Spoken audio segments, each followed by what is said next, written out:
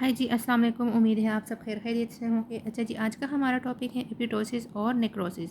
एपिटोसिस randomly मैं आपको जल्दी से पहले ही बता दूं, एपिटोसिस क्या होता है कि ये हमारे पास एक फुल प्रोग्राम्ड सेल डेथ होती है जिसमें अनवांटेड सेल्स को बॉडी से किस तरह में रिमूव होते हैं। अब ऐसा तो होता नहीं है कि हमने अगर सेल हटाना है कहीं से तो हम जाके उस बॉडी पार्ट को खोल देते हैं, नहीं, ऐसे नहीं होता।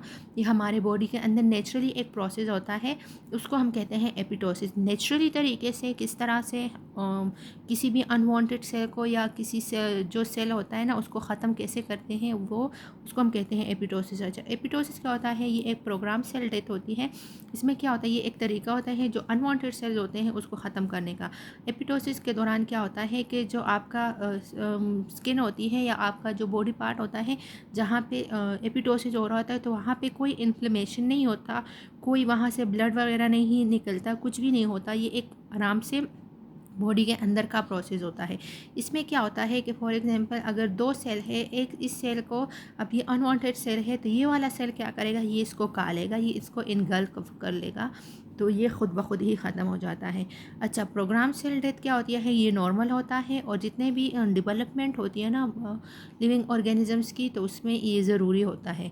अच्छा, एग्जाम्पल क्या है? मेटामॉर्फोसिस। इसमें क्या होता है, टेडपोल क्या होता है, जो फ्रॉग होता है, मेंढक जो होता है, उसको जब ग्रोथ हो रही होती है तो ये स्टार्ट में आपको अगर कहीं पे आप डायग्राम देख लें ना तो ये बिल्कुल हमें किसी भी फ़िश की तरह नज़र आता है, क्योंकि उसका टेल भी होता है। जबकि आप फ्रॉग देख लें तो फ्रॉग का कोई टेल वेल का सिस्टम ज़्यादा नहीं होता। तो उस दौरान जो टेल होता है बीच का जो जब उसकी ग्रोथ हो रही होती है तो वो टेल फिर कहाँ चला जाता है, तो वहाँ पे एपिटोसिस होता है। वो उसके जो हेल्दी सेल्स होते हैं ना उसको साथ साथ ख़त्म कर लेते हैं। अच्छा, ह्यूमन में क्या होता है? ह्यूमन में जब हमारे यहाँ फिंगर के बीच में वेब होता है। अच्छा, बच्चे क्या, ह्यूमन का यहाँ पे एग्जांपल क्या दिया हुआ है, इसलिए दिया हुआ है क्योंकि जब बच्चा किसी भी ह्यूमन की ग्रोथ हो रही होती है, जब वो पैदा नहीं हुआ होता, जब वो बन रहा होता है, तो ये जो हमारे पंजे हैं, ये जो बीच में है ना ये खाली नहीं होते। जिस तरह से हमारे पास डक होती है, बतख, उसके जो पैर होते हैं ना, अगर आप लोगों ने गौर किया होगा तो उसके जो पंजे होते हैं ना उसके उंगलियों के बीच में इस तरह से ये यहाँ पे भरा होता है, खाली नहीं होता। तो जो इंसान की बन रहा होता है ना, जब वो उसकी डेवलपमेंट होती है तो भी एक फेज़ आता है कि उसमें फेज़ में हमारी जो फिंगर्स होते हैं ना ये बीच में खाली नहीं होते, इसके अंदर जाले से लगे होते हैं, तो वो भी एपिटोसिस के थ्रू ख़त्म हो जाते हैं। अच्छा, ये सारे जो हैं एपिटोसिस में आते हैं। ना दूसरा जो है, दूसरा हमारे पास है नेक्रोसिस। नेक्रोसिस में क्या होता है, इसमें जो सेल डेथ होती है ना वो किसी वजह से होती है। या तो कहीं पे कोई डिज़ीज़ होता है, कोई ज़ख़म चोट वगैरह लग जाती हैं, या कहीं पे ब्लड की सप्लाई बंद हो जाती है, तो उसकी वजह से जो एक्सीडेंटल होता है ना किसी भी सेल, मतलब बाहर किसी वजह से अगर सेल ख़त्म हो जाता है, टूट जाता है, ज़ख़म लग जाता है, तो उसको हम कहते हैं वो नेक्रोसिस में होता है। नेक्रोसिस में क्या होता है, उसमें सेल डेथ होता है, किस वजह से? टॉक्सिन केमिकल्स की वजह से होता है, या जो फिज़िकल इवेंट्स होते हैं उसकी वजह से होता है। नाउ फिज़िकल इवेंट्स क्या होता है? उसमें ये होता है कि जो रेडिएशन होती है या हीट होता है, ट्रॉमा होता है, ऑक्सीजन की कमी हो जाती है जिसकी वजह से ब्लड की सप्लाई कम हो जाती है, फ्लो कम हो जाता है, इस वजह से। ना यहाँ पे टॉक्सिन क्या होते हैं, रेडिएशन धूप की वजह से या हीट की वजह से। तो अक्सर आप लोगों ने अगर देखा होता है ना तो सर्दियों में भी क्या होता है कि हमारी स्किन पे क्रैक बनना शुरू हो जाते हैं और कुछ लोग तो बिल्कुल लाल टमाटर बन जाते हैं।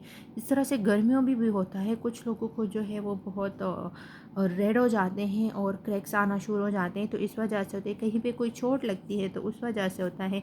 अच्छा, नेक्रोसिस में क्या होता है कि उसमें जो सेल जो है वो ख़त्म होना, मरना शुरू हो जाते हैं। अच्छा, यहाँ पे क्या होता है कि जहाँ पे हमें चोट लगती है तो वहाँ पे स्वेल होना शुरू हो जाता है, उसके ऊपर जो है इन्फ्लेमेशन स्टार्ट होती है, रेड निशान बनना शुरू हो जाते हैं। ये जो है नेक्रोसिस में होता है। जबकि एपिटोसिस में ऊपर हमें कुछ भी नज़र नहीं आ रहा था। यहाँ पे क्या होता है कि जो होल अब प्लाज्मा मेम्ब्रेन है उसके ऊपर होल बनना शुरू हो जाते हैं, और जो इंटरसेलुलर मटेरियल होते हैं ना, अंदर जो ब्लड होता है या जो लिक्विड होता है वो बाहर आना शुरू हो जाता है, और वो हमें इस वजह से हमारे स्किन के ऊपर या किसी भी लिविंग ऑर्गेनिज्म के सरफेस के ऊपर वो नज़र आना शुरू हो जाता है। ये होता है नेक्रोसिस। अच्छा, आसान सिंपल दो वर्ड में डिफरेंस है। एपिटोसिस जो है वो प्रोग्राम सेल डेथ है, और नेक्रोसिस जो है ये एक्सीडेंटल सेल डेथ है, इसको हम जानबूझ के नहीं करते। अच्छा, एक और टर्म यूज़ हुआ हुआ है एवेस्कुलर नेक्रोसिस। एवेस्कुलर नेक्रोसिस क्या होता है? ये एक ये डिजीज़ है जो ज़्यादा या परमानेंट होती है या फिर टेम्प्रेरी होती है, जिसमें क्या होता है कि ब्लड की जो सप्लाई है बोन्स में वो ख़त्म हो जाती है या कम हो जाती है, जिसकी वजह से बोन के जो टिश्यूज होते हैं वो ख़त्म होना शुरू हो जाते हैं, जिसकी वजह से जो बोन्स होते हैं ना वो इफ़ेक्ट होते हैं और लास्ट में जो क्या हो जाते हैं वो कोलेप्स ही कर जाते हैं। उम्मीद है आपको अच्छे से समझ आ गया होगा।